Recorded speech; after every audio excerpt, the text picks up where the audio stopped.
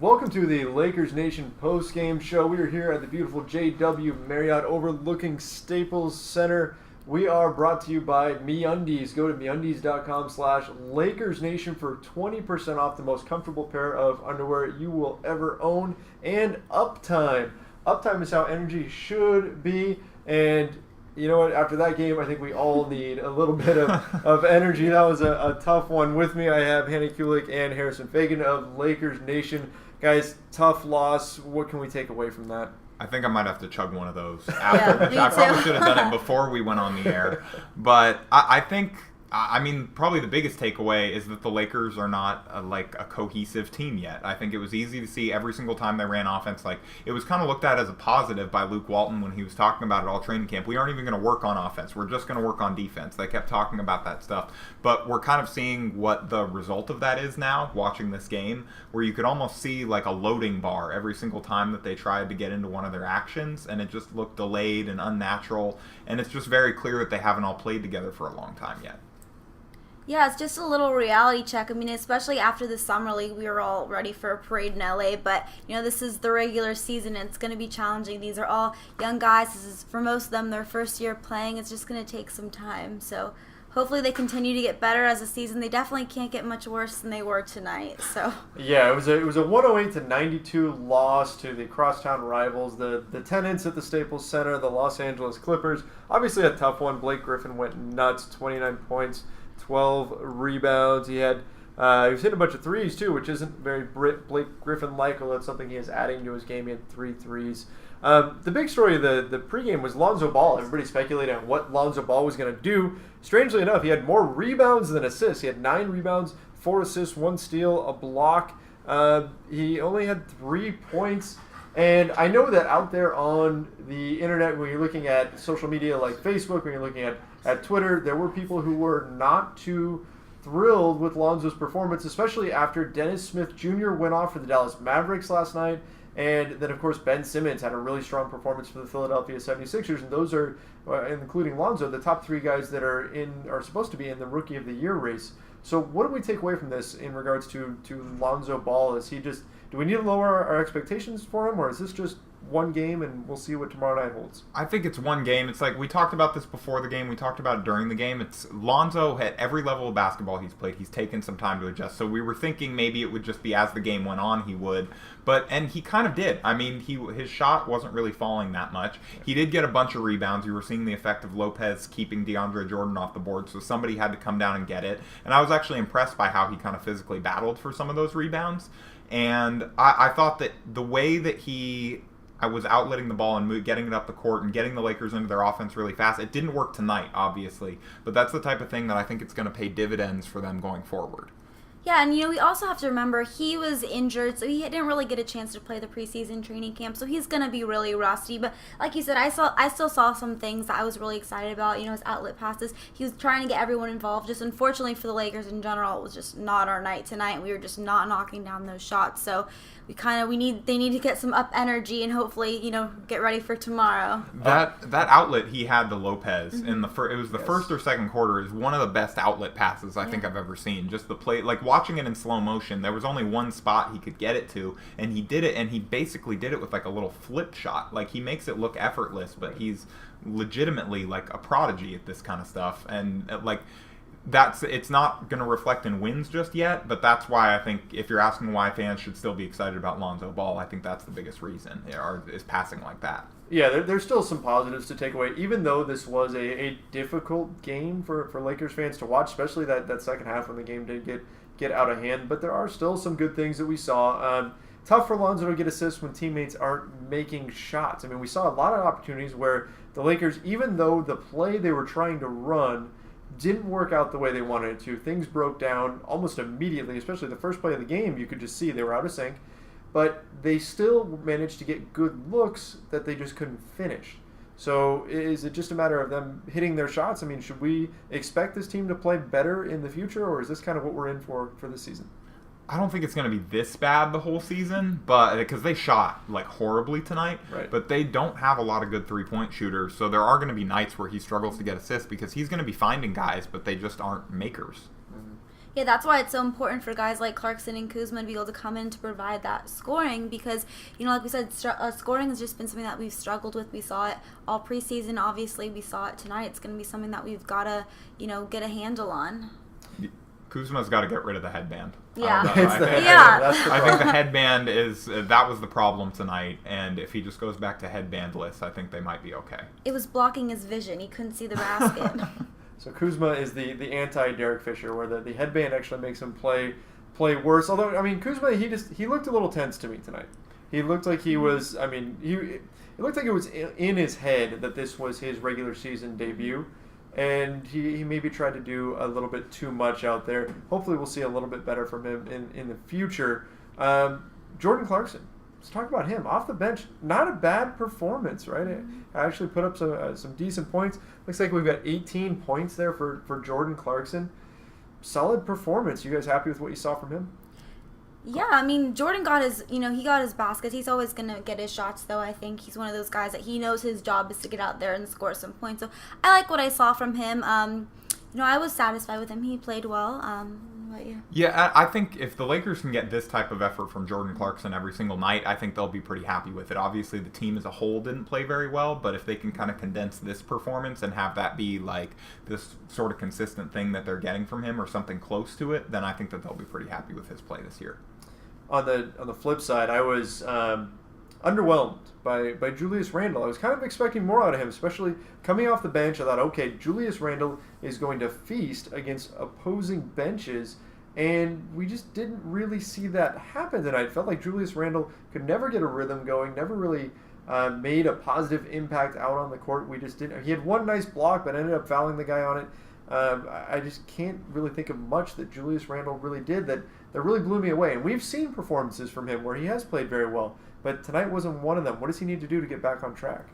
The Julius Randle 6 Man of the Year campaign did not get off to a good start tonight, but I think that some of it was he just looked out of sync, and like sometimes guys just have bad nights, and it's obviously unfortunate for him to have it on the first night of the season, but I just think that this just was not his night. The biggest thing with me and Julius Randle is I like him, and I want to like him more, but he's just so inconsistent. He has those games where he's, really dominant, but then he also has a lot of games where he's just like kind of an extra body out on the court, and a lot of that has to do with his focus, and tonight he was just not focused. It almost seemed like he just wasn't even trying. I don't know if he was upset about the fact that he wasn't starting or what it was, but he just really gave no effort tonight. And it's weird because he played so well in the preseason, and that seemed to light a fire under him almost, where he wanted to fight his way back into the starting lineup, it seemed like, if we're going to psychoanalyze it. But I don't know, maybe just not starting in the regular season just kind of like upset him even more, and he thought that there was a realistic way that he could earn his way back in. I don't know. It could just be an off night.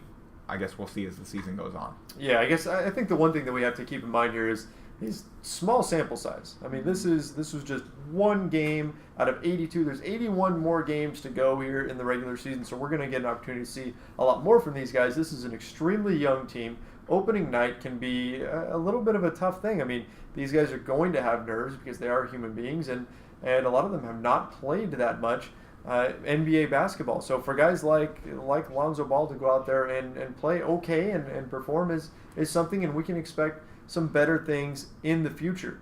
Speaking of the future, the quick turnaround, the Lakers are going to fly straight out to Phoenix, and they're going to be taking on a Phoenix Suns team that does not look very strong. They're not projected to be a very good team, so certainly in terms of a bounce-back game, this would seem like a great opportunity. What do you guys think about tomorrow night's game? Do you think they'll be able to put on a better show? I think it's going to be important for them to put on a better show and to put on a better effort just collectively, because I think, especially with a young team, when you start getting in this funk of losing games, it can be hard to get out of it. So I think it's going to be important for them to just kind of ignore this one, wipe this one away, and just treat tomorrow as a new day and hopefully come out with a ton of energy and hopefully be able to knock down some shots. Yeah, the Suns are going to be one of the worst teams in the league this year, so tomorrow looks a lot more winnable, I would say. That's probably your biggest positive from tonight, is that tomorrow won't be as bad. Well, hopefully the Suns won't come out tomorrow, right? Yeah. So you got... Sorry, that was really bad. That was brutal. So you've got Luol Deng in the starting lineup tonight. Did not turn out well at all. Wasn't a very good fit with the starters. He did have one nice fast break in the second half, but that's the only real positive contribution we saw from Luol Deng on the evening. Do you guys think that Luke Walton should shuffle up his lineup for tomorrow night? Yeah, I don't see any point in continuing to play Dang. I think, like, if last year didn't show you already, he's not a small forward anymore, and he's just not helpful to the team out there when he's out there at small forward. Maybe there's a chance he could play power forward and still help the team that way, but they have 3 exciting young power forwards that it makes way more sense for them to give those guys minutes, and I just don't see a whole lot of point in keeping him in the lineup, I guess, other than his salary. I agree, but again, I don't really know if Luke Walton's going to change it just because KCP's only going to be gone for one more game. I don't know if he's going to think it's, necessary to change the lineup, but I agree. I just think Dang's kind of just like a wet blanket out there right now. He's just not really doing anything for you at all. I forget every time he's on the court. He's just like an extra body at this point, which is sad and frustrating, especially because of his contract, but it's kind of the fact of the matter right now. Yeah, the Lakers are going to have to try to see what they can get from Dang. Obviously, he's a piece that they'll probably look to try to move at some point if they can, but that contract's going to make it pretty difficult. Now, heading into tomorrow's game, you do have Brandon Ingram, who had a rough outing tonight when he was 3 of 15 shooting, but I thought we saw some good flashes from him.